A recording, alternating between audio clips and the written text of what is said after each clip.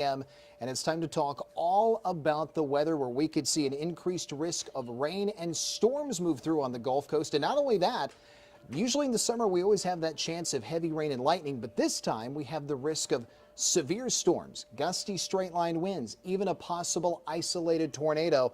Not very common for late July. We actually have a tornado warning right now south of Hattiesburg along parts of Interstate 59. So the radar will have to be watched carefully. You'll have to keep an eye on the sky. You know the expression, when thunder roars, go indoors. Make sure you stay true to that today for sure.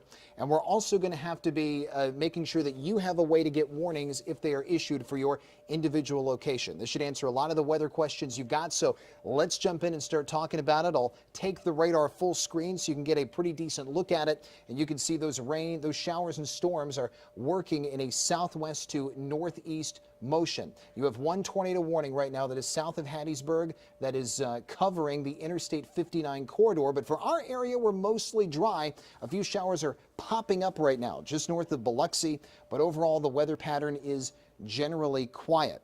We look at the bigger picture, and here's why that tornado risk exists. You have a surface low around Houston that is located on a stalled front, and that's creating enough rotating wind with height in the lower levels to give us a small tornado risk, but we're also going to have to deal with the risk of gusty straight line winds on top of heavy rain and lightning. So the best thing you can do is just have a way to get warnings, drive slowly, but through across the area today, especially at lunchtime, because that's when most of these storms are going to push their way through. Severe weather risk zone a 2 out of 5. The standard risk mostly west of I-65, and that's where the greater chance of straight line wind damage or a possible tornado will occur today. Checking out the tropics, we do have Dolly, which is a tropical depression, and that's located in the North Atlantic. That's moving away from us. Everything else in the tropics is quiet. The Atlantic Basin, Caribbean, and Gulf of Mexico. Now, the main reason why things are so quiet is because of dust coming off the Sahara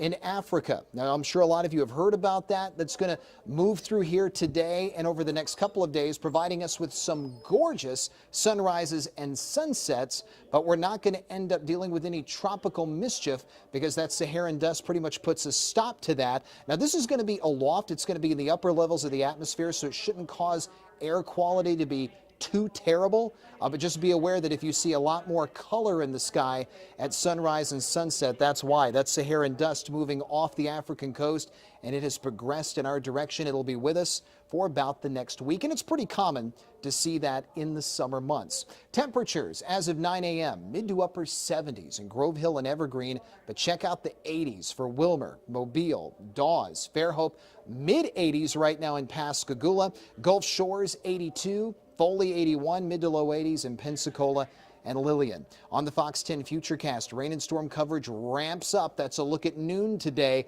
and that's where the weather's going to go downhill in a hurry. We see a lot of those storms shifting east and moving away from us in the afternoon. That's when we'll have a bit of a lull. Then during the evening, the next round of storms will start to push their way through. And then finally, after midnight, will start to turn much drier. For today, our friend the puddle ducky is going to be out and about splashing it up, loving life. Storms likely mid-80s this afternoon with a light south wind.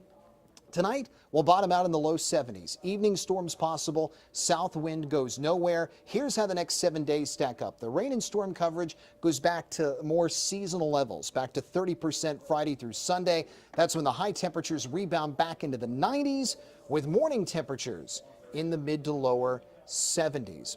Make sure that you follow all of our social media pages throughout the day. We'll keep updates here on Fox 10 News Now, and we will cut in on Fox 10 television if needed today because of tornado warnings. You'll have Jennifer Lambers and Jason Smith. They'll both be in the studio later today on Fox 10. I'll be back on the Fox 10 Morning News tomorrow, but I'll post severe weather updates as needed, and I will see you on social media during the course of the day and night. Have a wonderful rest of your Wednesday, and I'll see you back on the Fox 10 Morning News